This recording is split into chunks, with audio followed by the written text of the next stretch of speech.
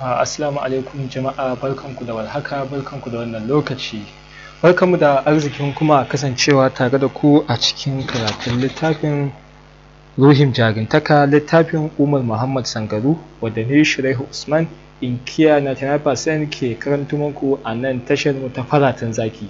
Domin samun ci gaban wannan littafi da kuma ma jin ƙarashin littafin, sai a yi subscribe a tashar mu ta Faratan Zaki, sannan a danna alamar ƙararrawa. Kana kuma a gayyato abokai da 'yan uwa na arziki domin su ma su yi mawa subscribe kuma su samu wannan littafi kuma ku rika samun shi akai-akai. Kada ku manta cewa na faɗa muku idan fa ba ma samun makalla, so ba za mu dinga ɗora muku wannan littafi kamar yadda muke ɗora muku a baya ba.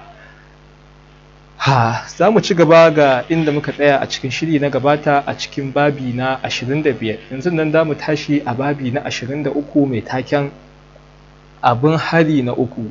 Babi na 26 mai taken abin hari na uku. A marubucin littafin Umar Muhammad Sangaru ya ce wannan littafi sadaukarwa ne ga Zahra A. Adamu. Shawara kiris hannayen sarki Fairaz su dira akan fuskar mai gida Balban. Ba da to ya ji an kamo kafafunsa ta baya, nan ya fara reto a kan iska. Hakan ne ya samu ya jiyo da fuskarsa ya arba da wanda ya kama shi, ba wani bane illa Aimanul Faris. Sai Fairaz ya cika da tsananin mamakin karfin damtsen Aimanul Faris. Ya za a yi a ce duk nauyinsa wannan jarumin zai kama shi ya rike a cikin iska yana reto kamar wanda ya rike majaujawa. Aimanul Faris ya ɗaga shi sama ya faɗa da ƙasa, sannan ya take hannayensa a ƙasa ya zauna a kan ruwan cikinsa. Ya tallafo kansa ya ce, ka shiga taitayinka, duk tsautsayin da ya sa ka sake yunkurin dukan mai gidana, hannayenka za su bar gangan jikinka. Ka kula. Aimanul Faris ya tashi daga kan sarki Fairazu, shi kuma Fairaz ya miƙe zaune. Ka san wace ce Hushiri ba? In ji Fairaz. Inda a ce ka san wace ce, da ba za ka yi min wannan kashedin ba, kuma da ba za ka ga laifina ba akan na kawo Balban duka. Balban ya ajiye kofin shayin da ke hannunsa ya ce, har ka gano sunana da sauri haka? Sai Fairaz ya murmushi ya ce, babu yadda za a yi mutum ya san Hushiri ba bai san yayanta Balban ba, amma abin da na kasa fahimta shine ya aka yi na manta ainihin sunanka. Tabbas ainihin sunanka ba Balban ba ne, me yasa kake ɓoye ainihin sunanka? Balban ya murmushi ya ce, ka taɓa ganin inda mutum kamata ke bayyana bayanansa da kansa? In dai ka kasance ɗan asalin birnin Shahada Hair, ka san me Balban yake nufi. Ba wani abu bane mai amfani. Kashedi na zo yi maka a matsayina na wanda ya san ka sosai, amma kai baka san ni ba, sunana kawai kake ji. Kashedi na farko ko shine ka ajiye mukamin da aka baka na shugaban sarakuna 83 ko in ce da 4 masu farauta ta. Kashedi na biyu ko shine daga yau ba za ka sake kawo min maganar sarƙoƙin zinarinka ba, domin ba mallakinku ba ne. Kashedi na uku kuwa shine kada ka kuskura ka ce za ka yi wa sarki Kufur mubaya'a idan ya dawo birninka. Karya ɗaya daga cikin waɗannan kashedi nawa daidai yake da rasa komai naka. Ka dawo talaka fitik wanda ba shi da ko rigar da zai sanya, don kunne ya ji. Balban na gama faɗin haka ya miƙe tsaye da nufin fita daga cikin gidan sarautar Fairul Faizara. Aimanul Faris ya dare waɗannan gajerun adduna guda biyu nasa, ya nuna sarki Fairaz ya ce da su, ko yaya kai wani yunkuri na kawo mana farmaki ta baya, tabbas taka ta ƙare. Balban ya kama wannan igiyaye sama, Aimanul Faris ma ya kama tasa suka tashi sama kamar yadda suka shigo cikin wannan wuri, haka suka fice salin alin. Sai Fairaz dai da kallo kawai ya bisa cikin tsananin mamakin irin wannan baiwa tasu. Suna fitowa daga cikin gidan sarautar suka nufi waɗannan duhuwowi, nan ma suka sake amfani da waɗannan dogayen igiyoyi suka sake hawa kan wannan dogon tsauni. Balban ya mayar da igiyoyin cikin jakar tsafinsa, sannan ya murza kambun da ke ɗaure a hannunsa. Waɗannan aljanu guda uku suka bayyana a gabansa suna masu risinawa. Waɗannan aljannu naka, in ji Aimanul Faris, ba sa da suna ne? Kullum sai dai ka kira su kawai, amma ko magana ba sa yi. Balban ya dariya ce, sunan wannan, ya nuna wanda ke tsaye a ɓangaren dama wanda ya bi shauran tsawo da kauri ya ce, Hankub Dawan, wannan kuma Garkub Dawan, na ƙarshensu kuma shine Hubbus Dawan, wato gaba ɗaya 'yan ƙabila ɗaya ce kenan, ƙabilar Dawan. Ku ɗauke mu ku kai mu birnin Darul Balban. Aimanul Faris na buƙatar ganin jama'arsa. Balban na rufe bakinsa, waɗannan aljanu guda uku suka yi sama da su, suka luluka cikin gajimare suka ɓace ɓat. Duk wannan abu da ya faru a kan idanun sarki Fairuz ya faru, ya ga abin da suka yi amma bai ji abin da suka tattauna ba. Tabbas ganin su aljani Hubbus Dawan ba ƙaramin ci gaba zai kawo wajen kamo su Balban ba. Bayan tafiyar 'yan sa'o'i, Balban da Aimanul Faris suka dira a tsakiyar birnin Darul Balban. Kafin su iso, tuni Balban ya sauya fuska zuwa fuskar wannan mutumi mai yawan ƙasumba da gemu. Jama'a suka kewaye su suna ta yi wa Balban jinjina gami da yi masa kirari cikin tsananin ƙauna da nuna kulawa kamar yadda suka saba. Ba su tsaya a ko'ina ba sai unguwar Balbanul Kuyul, inda aka sauke gaba ɗayan jama'an ƙauyen Gazuwar. Suna shigowa cikin wannan ƙauye, jama'a suka fara zubewa gaban Aimanul Faris suna kwasar gaisuwa kamar yadda suka saba yi wa Hassanul Jalwal, mahaifinsa. Nan take tunanin abin da ya faru a baya fara faɗo wa Aimanul Faris a rai. Ya ta zubar da hawaye, musamman idan ya tuno irin kisan gillan da aka yi wa jama'arsu a kan gaɓar teku.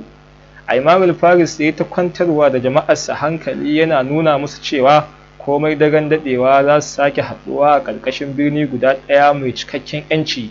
Wannan shine alwashin da Aimanul Faris ya ɗauka a ransa, wato zai sake kafa babban birnin Shaha mai zaman kansa. Suna tafe har suka iso bakin ƙofar wani ƙerarren gida wanda duk faɗin wannan anguwa babu mai kyawunsa. Aimanul Faris sai ta mamakin kowaye aka ajiye a cikin wannan gida. Suna zuwa bakin kofar gidan, yayi alba da masu gadi mutum 4 sun sha sulke riƙe da makamai. Ana ganin sa tare da Balban, masu tsaron suka zube ƙasar kwashi gaisuwa, sannan suka buɗe ƙofa. Aimanul Faris da Balban suka kunna kai zuwa cikin wannan gida.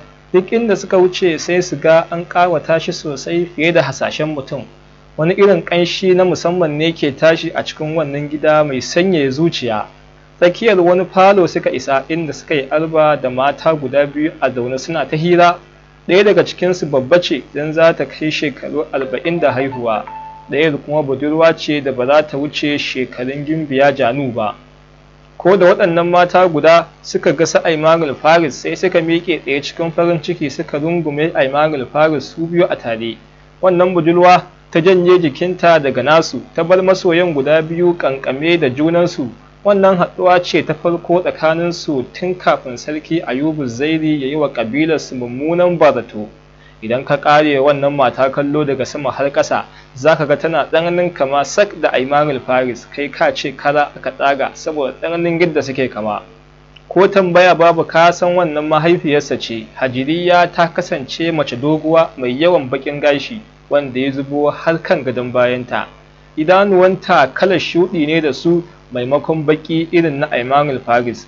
Fatan jikin da tana da tsananin haske mai ban mamaki, kai ka ce rana ce a bar haskawa. In dai kyawu ne, an yi ittifaki cewa duk kabilar Banu Kuyuru babu kamarta a lokacin da take budurwa. Don haka Aimanul Faris gadon kyawu yayi. Ɗana, ashe zan sake yin alba da kai, in ji Hajiriya cikin sanyin murya. Kai daga jin muryar tasa ka san tausayin halin da suka tsinci kansu take. Aimanul Faris ya janye jikinsa daga nata ya ce, ki yi haƙuri ya ke ummina akan abin da ya faru da ke a kurkukun mutuwa. Tabbas ban san cewa za su yi miki azaba kamar haka ba, amma ki kyale ni da su, zan ɗaukar miki fansa. Idanun Hajiriya suka ciko da ƙwalla. Hajiriya ta ce, tabbas duk wanda ya sanadiyar kai ni wannan kurkuku ya cuce ni.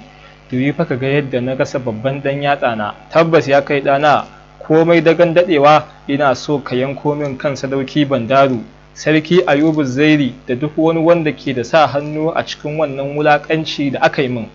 Wannan shine abin da nake bukata daga wajenka. Aimanul Faris ya ce, na ɗaukar miki alƙawari ummina, tabbas sai na yanko kawunan waɗannan mutane na zo na nuna miki. Hajiriya ta yi murmushi ta ce, ina alfahari da kai ɗana, kuma na san za ka iya. Ta nuna Balban da ke tsaye a gefe guda ce, wannan kuma waye? Ba kai mun bayaninsa ba. Wanda kike kallo shine wanda ya ceci rayuwata da rayuwar jarumariya da rayuwar dukkanin shauran jama'ar mu daga sharrin sarki Ayubu Zairi. Ba don wannan mutumi ba da tirna da mutuwa. da tuni dukkanin al'ummanmu da suka yi saura sun je ƙasa.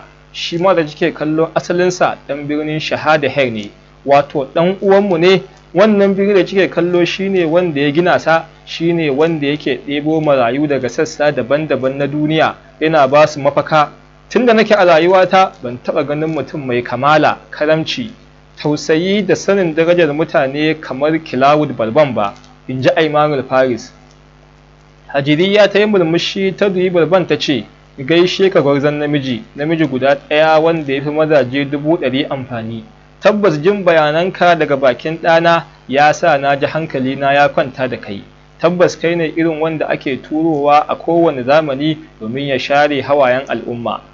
Balban ya murmushi ya ce, ki daina ziga ni haka, ni ba kowa bane face mutum mai taimako kawai. Da fatan dai mun same ku lafiya, domin akan hanya muke. Nan ba da jimawa ba za mu koma. Tun da sa Aymanul Faris suka shigo cikin wannan ɗaki, Jarumariya ta ƙura masa idanu kawai ko ƙiftawa ba ta yi. Aymanul Faris ya ƙara haske, fuskarsa ta ƙara cika, gashin kansa ya ƙara kwanciya kuma ya ƙara baƙi sosai. Tabbas ya ninka kyawunsu na da sau 3 a wannan lokaci, kuma babu wadda za ta yi alba da shi a haka bata kamu da mahaukacin ƙaunarsa ba. Wannan shi dalilin da ya sa Jarumariya ta yi shiru ta gagara cewa komai, ta ƙura masa idanu kawai. Soyayyarsa tana kwarara a cikin zuciyarta. A kan hanya kuke, habawa, ai sai kun yi mako guda a wannan birni domin na samu damar ganawa da ɗana sosai, in ji Hajiriya. Tabbas Balban ba shi da damar cewa a'a akan wannan batu na Hajiriya, don haka sai ya amince nan take, amma sai ya nemi su Hajiriya su ba shi dama ya gana da Aymanul Faris na tsawon rabin sa'a kacal. Me za ku tattauna? In ji Hajiriya. Magana ce ga ta shafe ni da shi kawai, ku yi haƙuri don Allah, in ji Balban. Ya kama hannun Aymanul Faris suka fice daga cikin ɗakin. Iyalatu, me yasa kika yi shiru kika gagara magana a gaban Ayman? Shin tsoronsa kike ji ne? Hajiriya ta tambayi Jarumariya. Umma Ayman, ba ki ga yadda ɗan nake ya dawo ba ne? Ya ƙara kyawu sosai fa, ga murɗaɗɗen jiki ga kuma kyawun fuska. Tabbas wannan ɗanaki abin burgewa ne, kuma dole ne kowace budurwa ta yi mafarkin samunsa a matsayin abokin rayuwa, in ji Riya. Hajiriya ta yi dariya ta ce, idan na fuskance ki sosai, wani abu ne ke shirin shiga tsakaninki da ɗana, haka ne? Jarumariya ta cije baki cikin tsokana ta ce, wani abu kuma? Shi ne yake ƙaunata, ba ni nake ƙaunarsa ba. Kai daga jin muryar Jarumariya ka san kawai kalaman a iya baki suka tsaya, ba su kai zuci ba. Za mu gani ai wane ne a cikinku zai fara bayyana wa ɗan uwansa abin da ke ransa, in ji Hajiriya. Daidai wannan lokaci da Hajiriya ke ƙoƙarin gano Jarumariya na ƙaunar Aymanul Faris, a wannan lokaci a farfajiyar wannan gida, Balban ne da Aymanul Faris zaune bisa waɗansu kujeru masu fuskantar juna, amma an saka wani teburi a tsakaninsu. Balban ya ɗauki lemo mai sanyi a cikin wata kwalba ya kurɓa ya ce, ga dukkan alamu za mu shafe sati guda a cikin wannan birni, domin ba na so ja da umarnin mahaifiyarka mai karamci. Sannan kuma aljani Rangani ya kawo min bayanai akan abin hari na 3, wanda sarkin da za mu je mu yi wasata a aikinmu na 3 da kai. Ga wannan littafi ka je kai ta karantawa, bayanai ne akan wannan sarki da za mu je mu yi wasata. Ka tabbatar ka karance wannan littafi a cikin sati guda, ka ji ko? Aymanul Faris ya yi da kai alamun amincewa, fuskarsa na ɗauke da alamun damuwa. Ayman, menene abin da ke damunka? Balban ya tambaye shi. Mai gida, yau kusan watanni 4 ban kalli madubin zuciyata ba. Tun abin nan baya damuna, har ya fara damuna sosai. A yanzu kallon Jarumariya da na yi ya tuno min da masoyiya ta Gimbiya Janu. Mai gida, na yi ƙoƙarin cire tunanin Gimbiya Janu a raina amma na kasa. Soyayyarta ta riga ta gama ginuwa a cikin zuciyata. Babu yadda za a yi na ji daɗin rayuwa idan ba na tare da ita. Mai gida Balban ya yi shiru yana kallon Aymanul Faris har ya gama. Ayman, me kake so ka ce? Aymanul Faris ya kalli gefe ya ce, so nake kwanan nan na kalli fuskar Gimbiya Janu, kuma kunnuwa na su ji zazzakar muryarta. Wannan ai abu ne mai sauƙi. Ka bari sai mun zo komawa gida zan sa a kai mu birnin su ka yi alba da ita, shikenan, in ji Balban. Aymanul Faris ya zube ƙasa yana godiya cikin jin daɗi da farin ciki. Abin harinmu na uku sarki kufuru ne, ba sai na yi maka bayani akan zalunci da rashin imanin sarki kufuru ba, ka san komai. Me za mu sato a birnin Kufa? Kimanin shekaru 17 baya ana gudanar da gasar jarumtaka a wannan nahiya tamu. Wannan gasa ta jarumtaka sarakuna guda 4 ne suka kirkiro ta. A wannan gasa ana asarar rayukan manyan jarumai, duk wanda ya nasara a wannan gasa ana ba shi kyautar kuɗi har dinare miliyan 70. Shekaru 4 suka wuce na je kallon wannan gasa, na yi arba da wata takobi ta daraja a hannun wani jarumi bako da ba a san ko shi waye ba. A wannan shekara a birnin Kufa aka gudanar da wannan gasa. Wannan bakon jarumi ya gallabi jaruman gasar wannan shekara albarkacin wannan takobi da ke hannunsa. Sai da wannan jarumi ya hallaka manyan sadaukai guda 10 a wannan gasa, ya zo wasan ƙarshe inda ya yi gumurzu da wani jarumi mai suna Shar. A zahiri ya tabbatarwa wannan bakon jarumi ya fi sadauki Shar a komai, amma ana fara wannan gasa wanda daga cikin 'yan kallo ya yi amfani da ƙarfin sihirin tsafi ya bai wa sadauki Shar sa'a ya fille kan wannan jarumi bako da ya zo. Ƙa'idar wannan gasa kuwa shine duk jarumin da aka kashe a wannan gasa, kayayyakinsa, dukiyarsa da komai nasa sun zama mallakin wannan sarki da ake gudanar da wannan gasa a birninsa. Saboda haka sarki Kufuru ya gaji wannan rantsatsiyar takobi ta wannan bakon jarumi. Bayan an ɗauke gawar wannan jarumi an tafi da ita daji an binne ta, sai na je na haƙe kabarin da aka binne wannan jarumi, na ɗauko kansa na tafi da shi. Fiye da shekaru 2 na ɓata ina ta bincike akan na gano waye ainihin wannan jarumi, domin ni dai ina ji a jikina na san shi. Da ƙyar da saɗin goshi na gano cewa wannan jarumi ɗan birnin Shahadahir ne, sunansa Jillas Kuyuru. Ya kasance tamkar ƙani a wajen mahaifinka, domin ɗan ƙanin mahaifinka ne.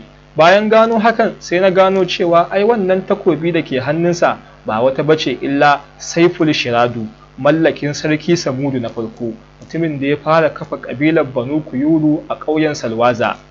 Wannan takobi ita kaɗai ce abin da ya shaura daga kayayyakin sarki Samudu, duk shauran suna tsare a ƙoƙon tsafinsa, babu mai mallakan su face magajin ruhinsa.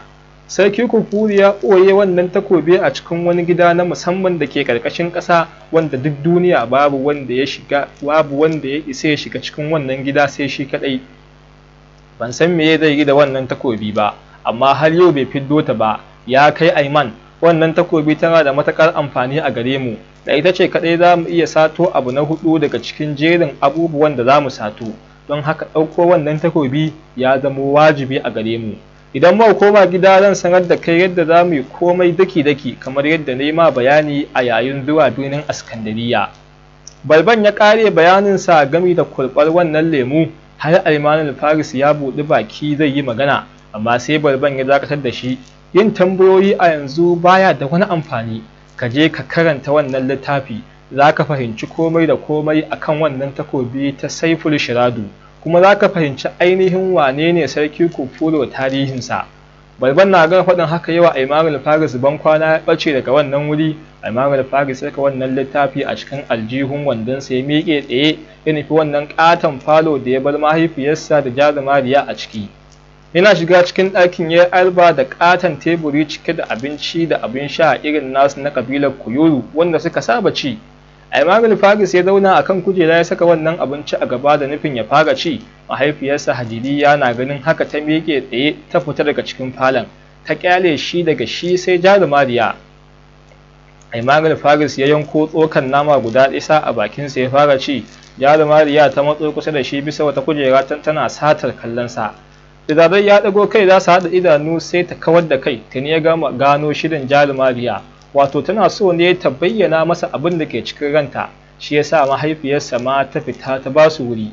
Ko da Aimanul Faris ya ga sai noƙe-noƙe take tana ci, tana tsoron yi masa magana, sai ya yi murmushi ya ci gaba da cin abincinsa har sai da ya ƙoshi ya sha ruwa. Sannan ya ce, ‘yar uwa, da alamu akwai magana a bakinki, kuma tun da na shigo cikin wannan ɗaki na ga kina ta faman kallo na, shin wani abu ne? Mana, gaba ɗaya ka sauya min na gani, ta faɗa muryarta na rawa. Na sauya kuma kamar yaya? Aimanul Faris ɗin ne dai wanda kika sani a baya.